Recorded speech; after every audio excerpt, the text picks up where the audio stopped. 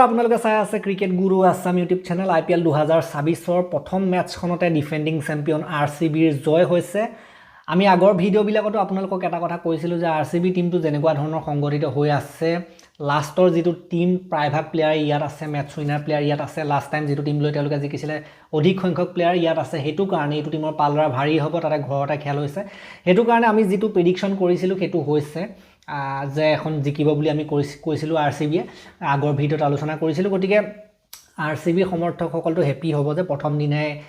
পইণ্টে হৈতে খাতা খুলিছে প্ৰথম দিনা প্ৰথমখন খেল জয়ী হৈ পেলাই আনহাতে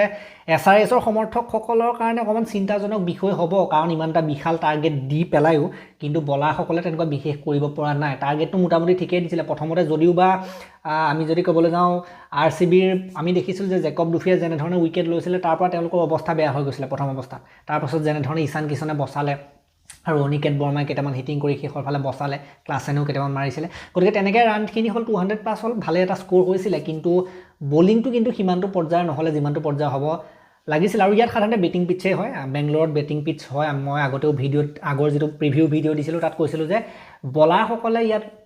উইকেট লবলৈ যথেষ্ট কষ্ট কৰিবলগীয়া হয় বেটাৰসকলৰ কাৰণে বেছি সুবিধাজনক পিটছ গতিকে হেতু এটা কথা থাকে যি কি নহওক SRSৰ যিসকল বলাৰ কাম কৰিবলগীয়া আছে অলপ আৰু লগতে ইয়াৰ পাছৰ মেচবিলাকত তেওঁলোকে নিজৰ ঘৰটো যেটো আৰু খেল খেলিব আছে পাছৰ মেচবিলাকলৈ কাৰণ তেওঁলোকৰ হাতত চান্স থাকিব কিন্তু আৰম্ভণিটো SRSৰ কিন্তু একেবাৰে ভাল হোৱা নাই নতুন অধিনায়ক বহুত সাধাৰণতে ইয়ং অধিনায়ক আমি যদি ক'বলৈ যাওঁ ঈশান কিষণে আজি অধিনায়কত্ব কৰা আমি দেখিবলৈ পালোঁ গতিকে SRSৰ কাৰণে বাৰু একো চিন্তাজনক কথা নহয় প্ৰথমখনত বেটিং ঠিকে আছে বোলিংটোহে তেওঁলোকৰ অলপ ঠিক কৰিবলগীয়া কথা আছে গতিকে আজি যদি দুইটা টিমৰ প্লেইং 11 চাই মই যেটো ক'লো RCB টিমটো প্ৰায়ভাগ আগৰ প্লেয়াৰ আছে হেতুটো মই কৈছিলো প্লেইং 11 যদি চাই আপোনালোকে অধিনায়ক ৰজত পাটিদাৰ হৈতে হেফালে Virat Kohli Phil Salt Jitesh Sharma Tim David Shepherd then Krunal Pandya Bhuvneshwar অভিনন্দনে খেলিছিলে আজি ডফিয়ে খেলিছিলে দেন লগতে সুয়াস শৰ্মা ডুফি আৰু লগতে অভিনন্দন সিং এইকেজনে সাধাৰণতে আজি প্ৰথম খেলিছে তেওঁলোকৰ টিমটোত আৰু প্ৰথম খেলি দুইজনে ভাল কৰিছে কিন্তু জেকব ডাফিও ভাল কৰিছে লগতে অভিনন্দন সিংৰ বোলিংও কিন্তু বেয়া হোৱা নাই বাকি পাডিকলে খেলিছিলে ইম্প্যাক্ট প্লেয়াৰ হিচাপে আৰু সঁচাকৈ ইম্প্যাক্ট এটা দিলে আজি পাডিকলে আৰু হিফালে SRSৰ কথা ক'বলৈ গ'লে অভিষেক শৰ্মা ট্ৰেভিছ হেড ঈশান কিষণ অধিনায়ক হেনৰিছ ক্লাছেন অনিকেত বৰ্মা নীতিশ কুমাৰ ৰেড্ডি সালিল আৰোৰা দেন হৰ্ষ দুবে হৰ্ষল পটেল জয়দেৱ উনাদকাট ঈশান মালিকা এনেকুৱা ধৰণৰ আছিলে তেওঁলোকৰ যেটো প্লেইং 11 ডেভিড পেইন আহিছিলে ইম্প্যাক্ট হিচাপে বিশেষ ইম্প্যাক্ট পেলাব বাৰু নোৱাৰিলে বাকি যদি আপোনালোকে স্কোৰ কাৰ্ডখন চাই প্ৰথমতে আপোনালোকে দেখিবলৈ পাব 201 ৰান কৰিছিলে 9টা উইকেটৰ লোকচানত হায়দৰাবাদৰ টিমটোৱে 11 কৰিছিলে ট্ৰেভিছ হেডে অভিষেক শৰ্মা 7 প্ৰথম যেটো ষ্টাৰ্ট হেড ইমানো আশাসুলভ নহলে তাৰ পাছত ঈশান কিষণ অধিনায়ক captain leading from the front captaincy knock কিন্তু আজি ঈশান কিষণে খেলিলে 38টা বলত 80 ৰান 8টা 4 5টা 6 নীতিশ ৰেড্ডিৰ দ্বাৰা কাম নহলে মই কৈছিলোঁ আগতে নীতিশ ৰেড্ডি কিন্তু দায়িত্ব লোৱাৰ সময় আহিছে কিন্তু দায়িত্ব ল'ব তেনেকৈ কিন্তু পৰা নাই 1 ৰানত গুচি যায় হেনৰিছ ক্লাছেন 22টা বলত 31 মোটামুটি ঠিকই এটা ইনিংছ খেলিলে সালিল আৰোৰা 6টা বলত ন যিমানটো নাম শুনি আছিলোঁ সালিল আৰোৰা বহুত ভাল কৰিব বহুত ভাল দাম দি কিনিছে কিন্তু একো কৰিব নোৱাৰিলে 6টা বলত ন আজি প্ৰথম ভাল হোৱা নাই পাছলৈ আশা কৰিব পাৰি দেন অনিকেত বৰ্মা 18টা বলত 43 হৰ্ষ দুবে 3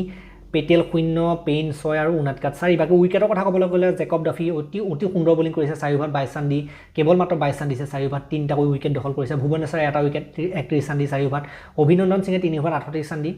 পিটনটো খাইছে তথাপিও এটা উইকেট প্ৰথম আজি ডেবিউ হৈছে RCBৰ কাৰণে উইকেটো লৈছে ৰোমাৰিও সেফাৰ্ডে আজি বেয়া পিটন খালে 4 অভাৰ 54 ৰান দি 3টা উইকেট লৈছে পিটন খাইছে যদি উইকেট লৈ দিছে দেন সুয়াস শৰ্মাই 3 অভাৰ 28 ৰান দি এটা ভাল বোলিং হৈছে সুয়াসৰ then Krunal Pandya 2 over 26 run দি উইকেট নাই কুণাল পাণ্ডিয়াৰ বাৰু আজি অলপ বেয়া হৈছে কেতিয়াবা কোনোবা বলাৰৰ দিন বেয়া যায় বাকি যেটো ৰান চেস RCB টিমটো ইমানে শক্তিশালী ইমানে হেভি বেটিং তেওঁলোকৰ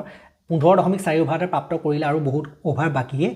থাকিলে হিফালে আপোনাৰ 4 অভাৰ 2টা বল বাকি থাকিলে 26টা বল বাকি থাকিলে তেনেকুৱা অৱস্থাতে তেওঁলোকে খেলখন জয়প্ৰাপ্ত কৰিলে ফিল সল্টৰ পৰা আশা সুলভ প্ৰদৰ্শন আমি নাপালো 7টা বলত 8 বিৰাট কোহলি 38টা বলত 69 9টা উঠোৱা আজি উভতি আহিছে যেটো কাৰণে বিৰাট কোহলিক জনা যায় 5টা 4 5টা 6 আৰু প্ৰথম দিনে আমি কিং কোহলিৰ পৰা এটা ইমান ধুনীয়া মাষ্টাৰ চেজিং এটা দেখিবলৈ পালো চেজ মাষ্টাৰ বুলি যাক জনা যায় আৰু চেজ মাষ্টাৰত সেইজন থিয় হৈ আজিও ৰান কৰি আছে এনেকুৱা লাগিলে এণ্ড তেওঁৰ ইনিংছটো দেখি এনেকুৱা লাগিলে যে এখেত দেখোন এতিয়াও টি20 খেলিব পাৰে এতিয়াও ইণ্ডিয়ান টি20 টিমত খেলিব পৰা যোগ্যতা আছে যদিও বয়স হৈছে এজটো কিন্তু এটা জাষ্ট নাম্বাৰ হে বিৰাট কোহলিয়ে দেখুৱাইছে যি ধৰণৰ শট খেলিছে গতিকে যিমানে সাধাৰণতে অভিজ্ঞতা প্ৰাপ্ত হৈ যায় প্লেয়াৰবিলাকৰ সিমানেই যেটো দক্ষতা সেইটো আৰু বাঢ়ি যায় সিমানেই মানে উচ্চতাটো বেছি বাঢ়ি যায় আৰু বিৰাট কোহলিৰ আগত আৰু সৰু সুৰা বলাৰবিলাকে বলিং কৰিলে কি আৰু ন তেনেকুৱা কোনো পাত্তাই নাপাব সেইটো কাৰণে আউটে কৰিব নোৱাৰিলে তেখেতক শেষলৈকে গতিকে তেনেকুৱা বিৰাট কোহলি আউট নহ'ব বুলি ভাবিলে আউট নহ'বও পাৰে তেনেকুৱা এইটো আজি দেখুৱাই দিলে তেখেতে জিকাহে উভতিছে প্ৰায় 200 গতিত খেলিছে 181 ষ্ট্ৰাইক ৰেট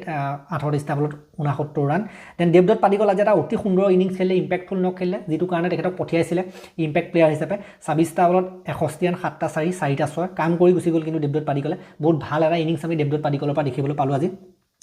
পাটিদাৰ 12টা বলত 31 কেপ্টেইন তেখেতেও ভাল খেলিছে কেপ্টেইনেও বেয়া খেলা নাই দুগুণ তেখেতে 250 ষ্ট্ৰাইক ৰেটৰ ওপৰত ৰান কৰিছে দেন জিতেশ শৰ্মাৰ এটা বলত 0 জিতেশ শৰ্মা আৰু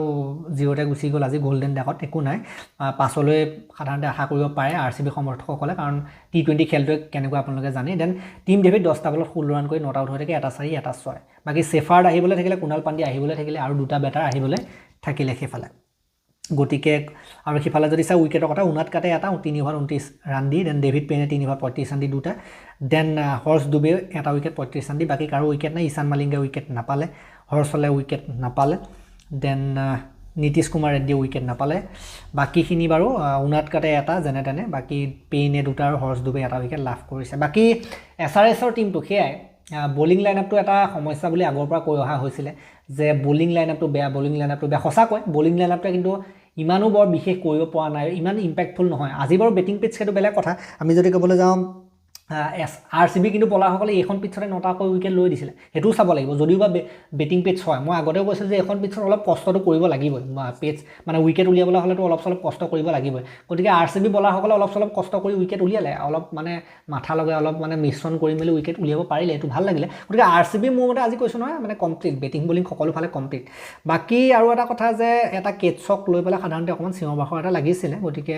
এইটো যিটো কেটছ ধৰিছিলে আমি যদি ক'বলৈ যাওঁ ক্লাছেনৰ কেছটো হয়নে ক্লাছেনৰ কেছটো যিটো ধৰিছিলে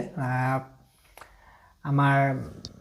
বাউণ্ডাৰী লাইনত লাগি যোৱা নিচিনা হৈছিল টাচ কৰা নিচিনা হৈছিলে ক্লাছেনৰ নাছিলে জানো এইটো ক্লাছেনৰ কেছ আছিলে হয়তো গতিকে সেইটো কেছৰ অলপমান মানে বহুতে কৈছে যে এইটো আউট হ'ব নালাগিছিলে নেকি কিন্তু যি কি নহওক এইটো অলপ চিন্তা কৰি চাবলগীয়া আছে কেছটো অলপ মানে বাউণ্ডাৰীত ভৰি লাগিছিলে নেকি কিন্তু যি কি নহওক সেইটো কেছ যদি হ'লোহেঁতেন তেতিয়াও হয়তো RCB জিকিলেহেঁতেন ইমান অভাৰ বাকী থাকিলে গতিকে সেইটো বাৰু তথাপিতো অকণমান চোৱাৰ দৰকাৰ আছে সেইটো কথা SRSৰ সমৰ্থকসকলৰ ফালৰ পৰা কৈ আছে এইটো মানে কেছ সাধাৰণতে নহয় 6 আছিলে বা ভৰি লাগিছিলে বুলি বাকী যি কি নহওক নেক্সট যিখন খেল এতিয়া নেক্সটখন হ'ব কলকাতা নাইট ৰাইডাৰ্ছ 2024 চনৰ চেম্পিয়ন 3 টাইম চেম্পিয়ন আৰু লগতে মুম্বাই ইণ্ডিয়ানছ IPLৰ আটাইতকৈ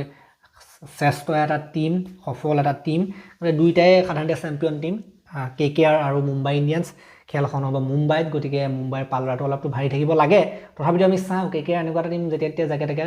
দবাই দিয়াৰ ক্ষমতাটো মানে ৰাখে যি কি নহওক এইখন খেলৰ ওপৰত মই হয়তো